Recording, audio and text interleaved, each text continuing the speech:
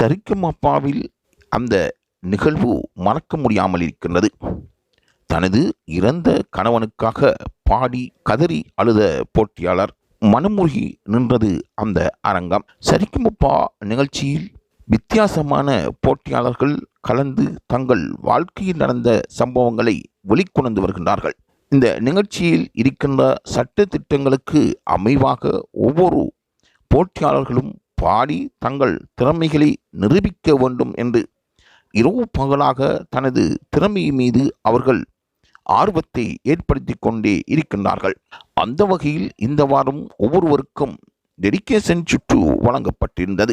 ஆரம்பம் முதல் இன்று வரை போட்டியாளர்கள் வெற்றியாளர்களாக வர வேண்டும் என்பதற்காக அந்த போட்டியில் இருக்கின்ற நுணுக்கங்களும் தாங்கள் நீக்கப்படக்கூடாது என்பதற்காக பாடல்களில் இருக்கின்ற சங்கீத நுட்பங்களையும் அறிந்து பாடி வருவதை நீங்கள் அறிவீர்கள்.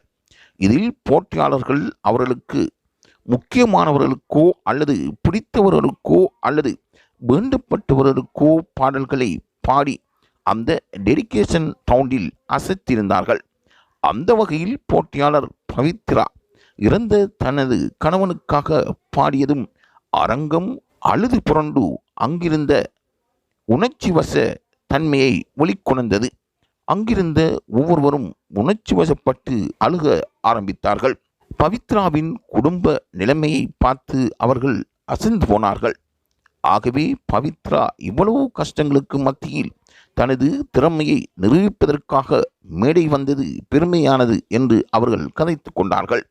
ஆகவே சரிகமபாவில் இருக்கின்ற பவித்ராவுக்கு எதிர்காலம் எவ்வாறு அமையப்போகின்றது என்பதும் அங்கிருந்த மேடையில் இருக்கின்ற பலருக்கும் எப்படியோ பவித்ராவுக்கு உதவி செய்ய வேண்டும் என்பதும் பவித்ராவின் செல்வாக்கு அதிகரித்து வருவதாகவும் கூறியிருக்கின்றார்கள்.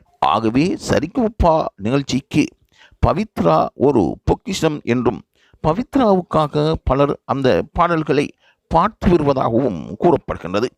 ஆகவே இம்முறை சரிகமபா நிகழ்ச்சியில் கதாநாயகியாக பவித்ரா மாறுவாரா என்ற கேள்விகளுக்கு உண்மையாக இருக்கலாம் என்ற விடைகளும் குவிந்து கொண்டிருப்பதாக ரசிகர்கள் கூறுவது குறிப்பிடத்தக்கதாகும்.